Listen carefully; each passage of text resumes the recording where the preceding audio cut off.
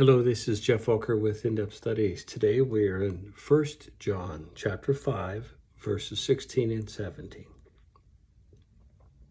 It says, "If you see any brother or sister commit a sin that does not lead to death, you should pray and God will give them life." I refer to those whose sin does not lead to death.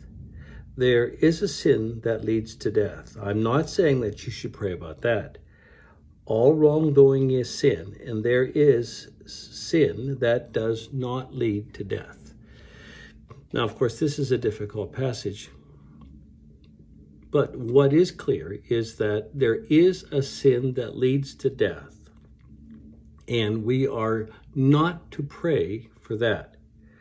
So that would be, I suppose, would be an unpardonable sin.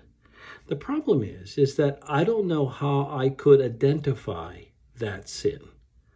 So to be able to make the identification that that's a sin unto death, I don't know. So obviously this is God's word, it's true, but it leads me to the conclusion that it must have been something in the early church that was clearly recognizable, but now it is not.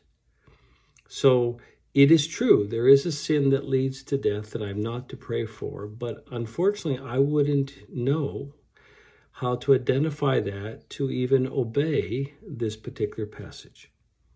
So I thought I would just touch on this, give my thoughts, and then leave it up to you. So if this has been helpful, check out more of Geoff's thoughts on YouTube, and there you can subscribe to them. Thanks so much. Bye-bye.